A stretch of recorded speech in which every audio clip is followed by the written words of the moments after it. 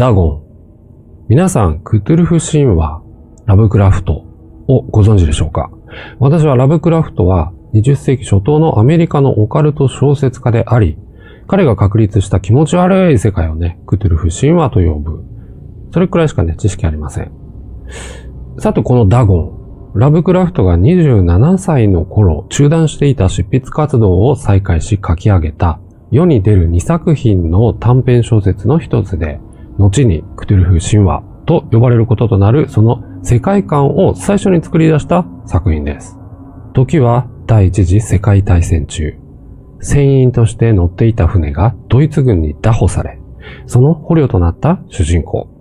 そしてドイツ軍艦船からボートを奪取し逃亡。太平洋を漂流中に気がつくと広大な泥のような湿地に乗り上げていました。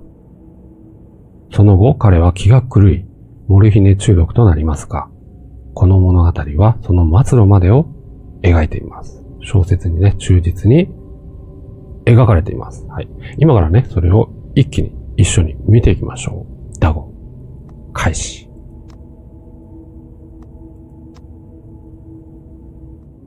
I am writing this under an appreciable mental strain, since by tonight I shall be no more. はい。ね、こんな感じでトリビアというものがね、存在します。なんていうかな、これ、ストーリーものでね、私ほとんど実況入れません。うん。できるだけね、皆さんに没入してもらうために、このトリビアというものもね、見つけます。全部見つけます。ですが、その没入感をね、ちょっと邪魔したくないので、表示してすぐ消す。そんな感じでね、行こうかなと、進行していこうかなと思っております。こんな感じでね、出てきます。はい、じゃあ行きましょう。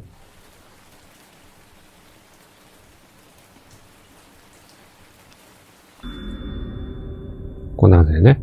読みたい方は一時停止してご覧ください。はい。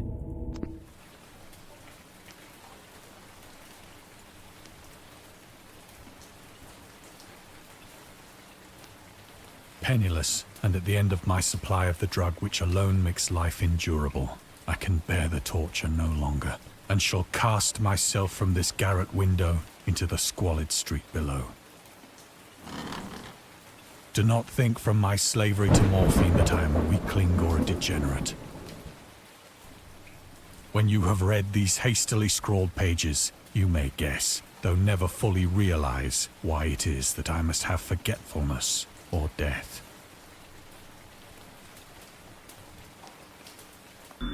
はい、モルヒネ。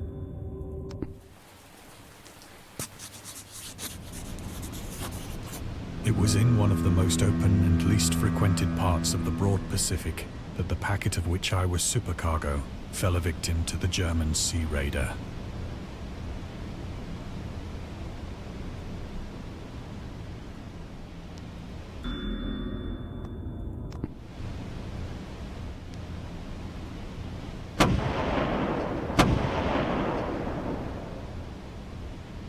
The Great War was then at its very beginning, and the ocean forces of the Hun had not completely sunk to their later degradation, so that our vessel was made a legitimate prize, whilst we of her crew were treated with all the fairness and consideration due us as naval prisoners. はい、捕まってしまいました。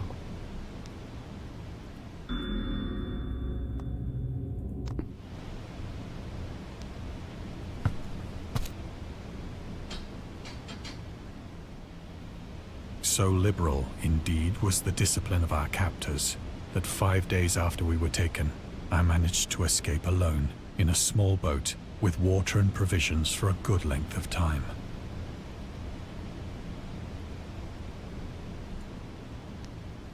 持ち出した荷物ですね、これ。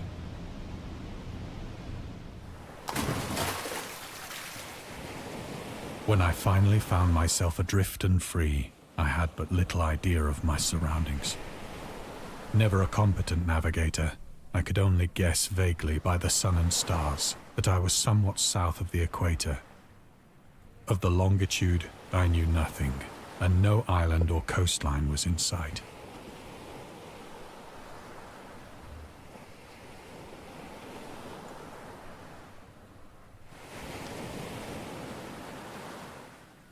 The weather kept fair, and for uncounted days I drifted aimlessly beneath the scorching sun, waiting either for some passing ship or to be cast on the shores of some habitable land.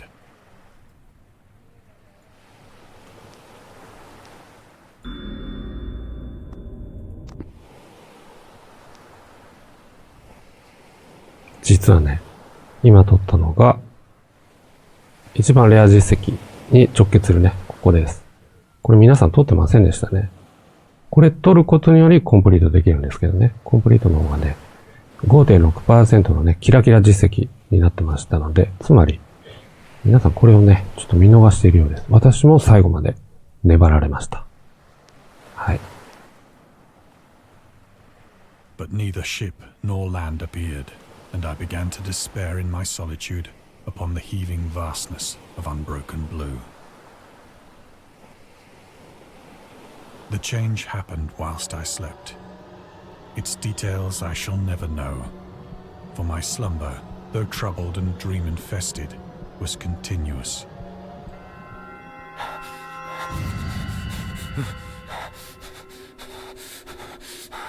出ましたね。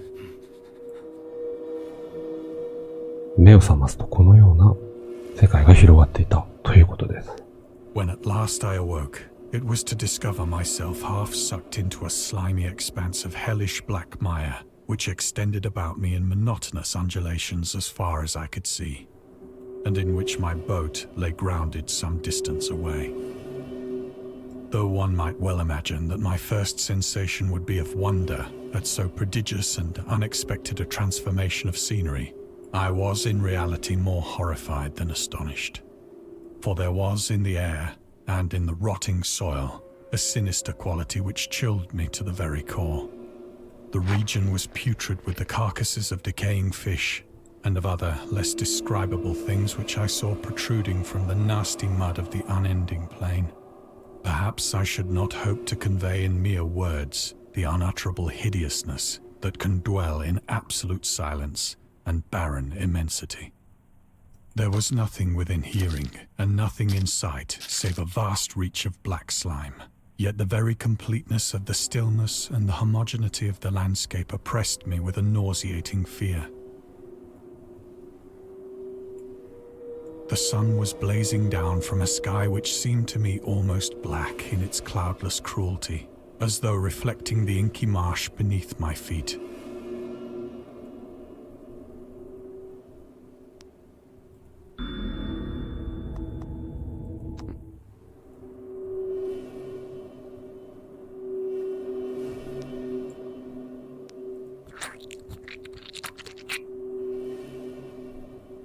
As I crawled into the stranded boat, I realized that only one theory could explain my position.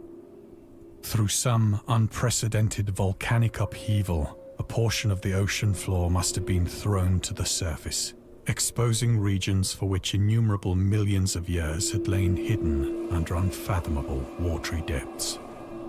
So great was the extent of the new land which had risen beneath me, that I could not detect the faintest noise of the surging ocean, straining my ears as I might. Nor were there any seafowl to prey upon the dead things.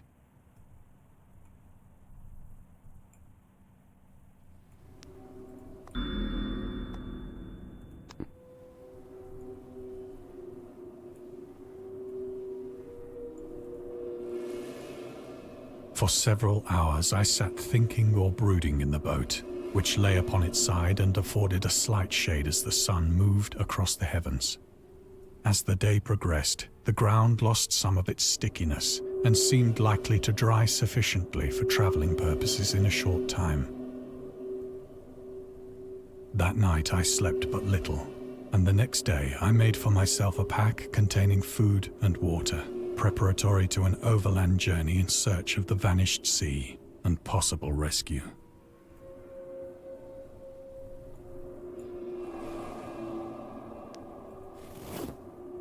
On the third morning, I found the soil dry enough to walk upon with ease.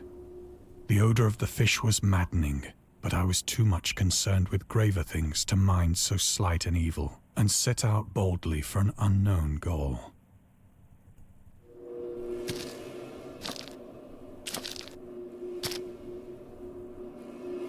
All day I forged steadily westward, guided by a faraway hummock which rose higher than any other elevation on the rolling desert.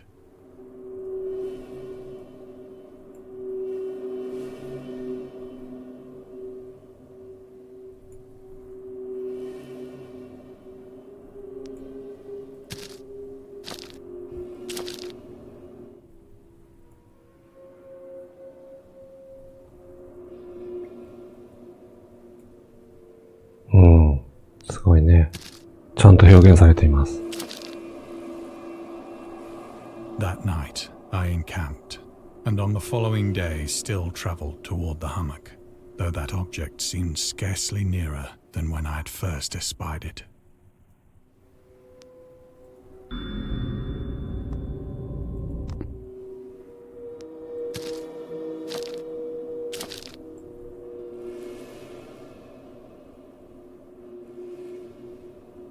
By the fourth evening, I attained the base of the mound, which turned out to be much higher than it had appeared from a distance. An intervening valley setting it out in sharper relief from the general surface. Too weary to ascend, I slept in the shadow of the hill.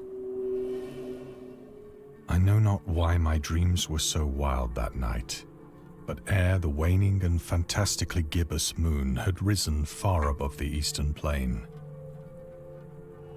I was awake in a cold perspiration, determined to sleep no more. Such visions as I had experienced were too much for me to endure again, and in the glow of the moon I saw how unwise I had been to travel by day. Without the glare of the parching sun, my journey would have cost me less energy. Indeed, I now felt quite able to perform the ascent which had deterred me at sunset. Picking up my pack, I started for the crest of the eminence.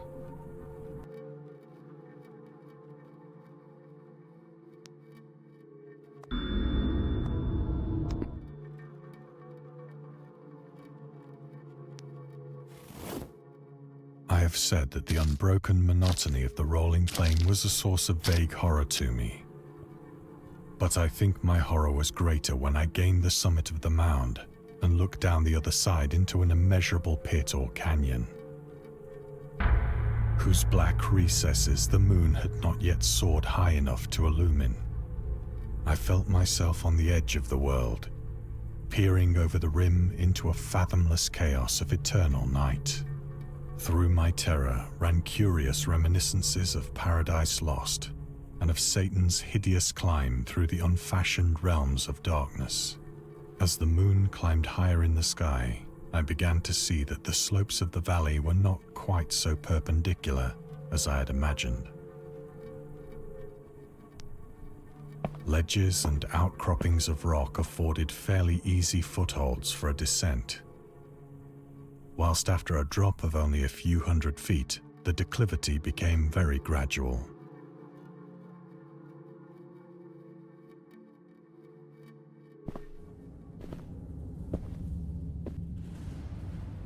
Urged on by an impulse which I cannot definitely analyze, I scrambled with difficulty down the rocks and stood on the gentler slope beneath, gazing into the Stygian deeps, where no light had yet penetrated.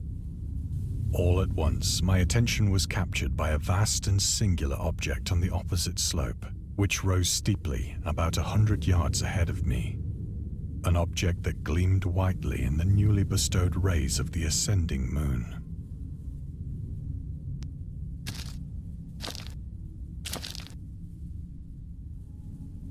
That it was merely a gigantic piece of stone, I soon assured myself. But I was conscious of a distinct impression that its contour and position were not altogether the work of nature. A closer scrutiny filled me with sensations I cannot express. For despite its enormous magnitude, and its position in an abyss which had yawned at the bottom of the sea since the world was young, I perceived beyond a doubt that the strange object was a well-shaped monolith, whose massive bulk had known the workmanship and perhaps the worship of living and thinking creatures. Dazed and frightened, Yet not without a certain thrill of the scientist's or archaeologist's delight, I examined my surroundings more closely.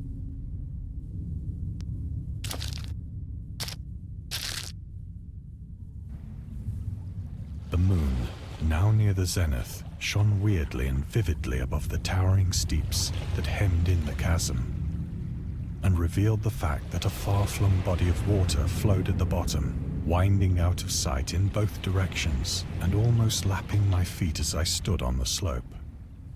Across the chasm, the wavelets washed the base of the Cyclopean monolith, on whose surface I could now trace both inscriptions and crude sculptures. The writing was in a system of hieroglyphics unknown to me and unlike anything I'd ever seen in books, consisting for the most part of conventionalized aquatic symbols such as fishes, eels, octopi, crustaceans, mollusks, whales, and the like. Several characters obviously represented marine things which are unknown to the modern world, but whose decomposing forms I had observed on the ocean-risen plain. It was the pictorial carving, however, that did most to hold me spellbound.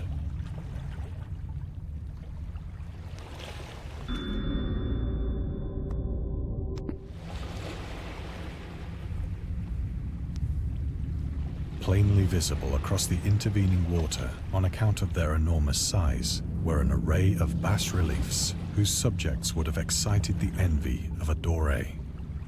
I think that these things were supposed to depict men, at least a certain sort of men, though the creatures were shown disporting like fishes in the waters of some marine grotto, or paying homage at some monolithic shrine which appeared to be under the waves as well. Of their faces and forms I dare not speak in detail, for the mere remembrance makes me grow faint. Grotesque beyond the imagination of a Poe or a Bulwer. They were damnably human in general outline, despite webbed hands and feet, shockingly wide and flabby lips, glassy, bulging eyes, and other features less pleasant to recall. Curiously enough, they seemed to have been chiseled badly out of proportion with their scenic background, for one of the creatures was shown in the act of killing a whale, represented as but little larger than himself. I remarked, as I say, their grotesqueness and strange size, but in a moment decided that they were merely the imaginary gods of some primitive fishing or seafaring tribe. Some tribe whose last descendant had perished eras before the first ancestor of the Piltdown or Neanderthal man was born.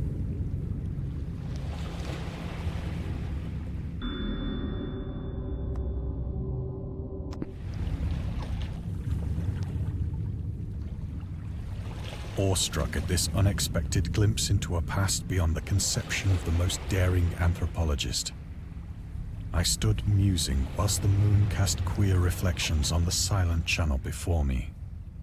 Then, suddenly, I saw it. With only a slight churning to mark its rise to the surface, the thing slid into view above the dark waters.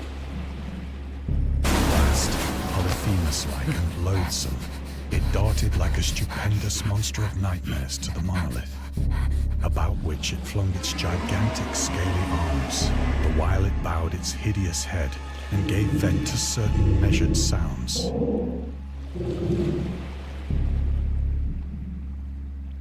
I think I went mad then. Of my frantic ascent of the slope and cliff, and of my delirious journey back to the stranded boat, I remember little.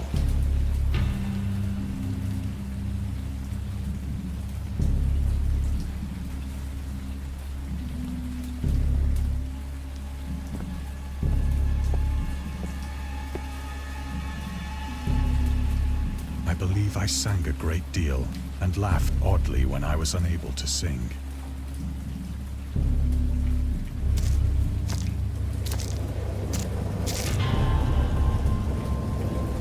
I have indistinct recollections of a great storm sometime after I reached the boat. At any rate, I know that I heard pearls of thunder and other tones which nature utters only in her wildest moods.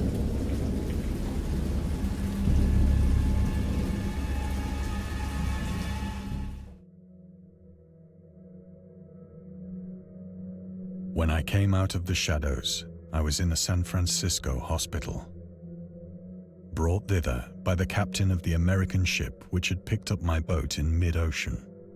In my delirium, I had said much, but found that my words had been given scant attention. Of any land upheaval in the Pacific, my rescuers knew nothing. Nor did I deem it necessary to insist upon a thing which I knew they could not believe.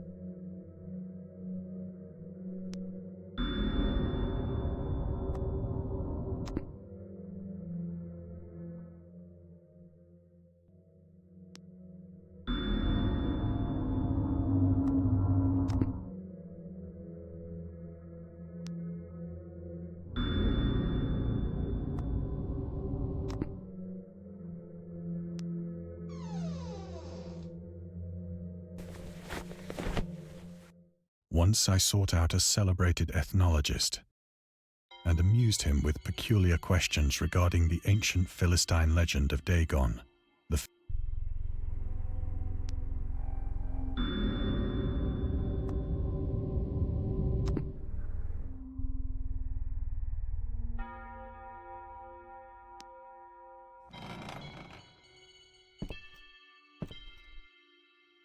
But soon perceiving that he was hopelessly conventional, I did not press my inquiries.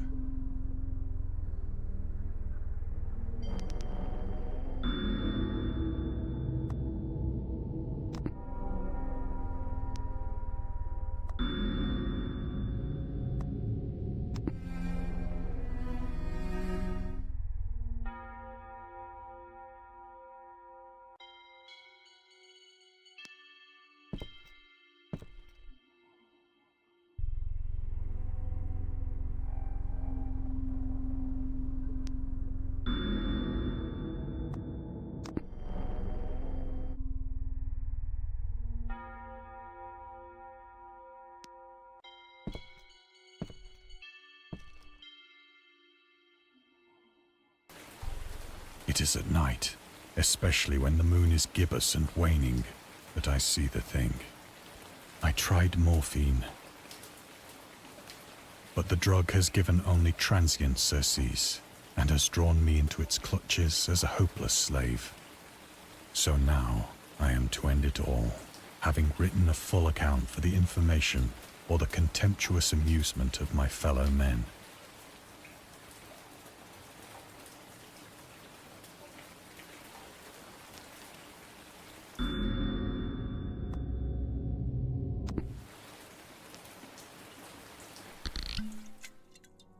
Often, I ask myself if it could not all have been a pure phantasm, a mere freak of fever as I lay sun-stricken and raving in the open boat after my escape from the German man-of-war.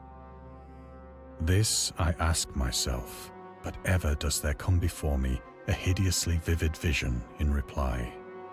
I cannot think of the deep sea without shuddering at the nameless things that may at this very moment be crawling and floundering on its slimy bed, worshipping their ancient stone idols and carving their own detestable likenesses on submarine obelisks of water-soaked granite. I dream of a day when they may rise above the billows to drag down into their reeking talons the remnants of puny, war-exhausted mankind. Of a day when the land shall sink and the dark ocean shall ascend amidst universal pandemonium.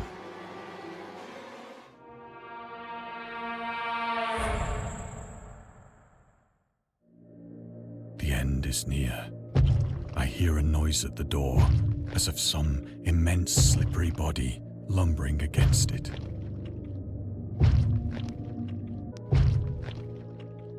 It shall not find me.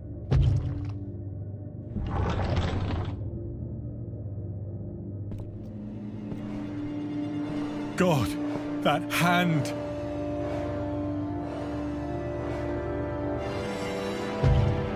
The window! The window!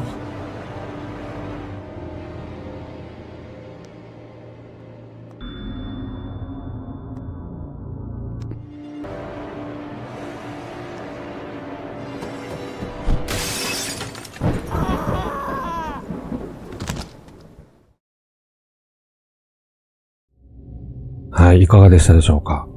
最後はね、主人公は身を投げてしまいました。